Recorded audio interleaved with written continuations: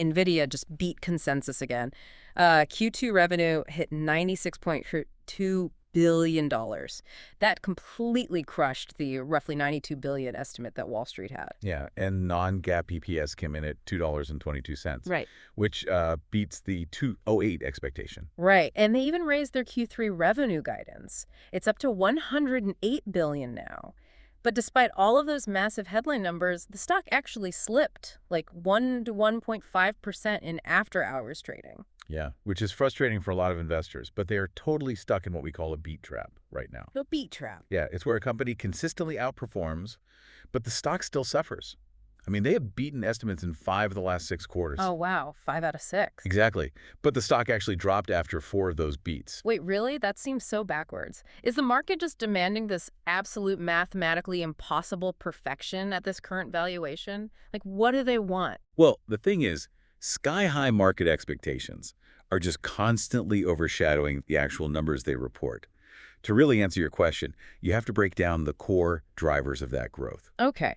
And data center revenue is the absolute beast here. Right, of course. It surged 117% year over year. Which is just a crazy number for a company of this size. It really is. It's up to $89 billion, which means that single segment now makes up 92% of their total revenue. Whoa, 92%. Yeah. And on top of that, their gross margins held incredibly strong at 75%. Right, 75% is massive. But I do think we need to point out a specific counterweight to all this, because while their top-line revenue doubled, their operating expenses also jumped quite a bit. Yeah, they definitely did. I mean, they jumped 55%, up to $8.4 billion. So they are spending a massive amount of money to keep this velocity going. They are. But if you transition to management's forward-looking narrative, it kind of justifies all that spending. How so? Like, what did they say? Well, Jensen Huang was pretty explicit on the earnings call. He essentially said, compute is revenue. Okay. And he stressed that demand is just accelerating right now. Which brings up a really crucial product cycle update from that call. Because they noted that Vera Rubin shipments actually already began in August. Yeah, they were moving fast. Super fast. And those shipments are expected to drive, I think it was around 20% of Q3 data center revenue. Right, which is huge for their next quarter. Yeah. But, we do need to pivot to some of the underlying risks that are kind of tempering this overall bullishness. Yeah, it's not all just smooth sailing forever. Right. So first, that massive $108 billion Q3 guidance. It actually assumes 0 data center compute revenue from China. Oh, 0. Like nothing at all. Literally 0. Wow. Yeah. And second, they have a really heavy customer concentration problem. Just 3 direct customers made up 44% of their total revenue in the first half of the year. Which is a huge chunk of change tied to just 3 buyers. If one pulls back, that's a big hit. Exactly. But, okay, let me introduce what I think is a massive hidden risk here. Because Morgan Stanley recently put out an estimate saying NVIDIA has nearly $170 billion in off-balance sheet guarantees. Yeah, that note was fascinating.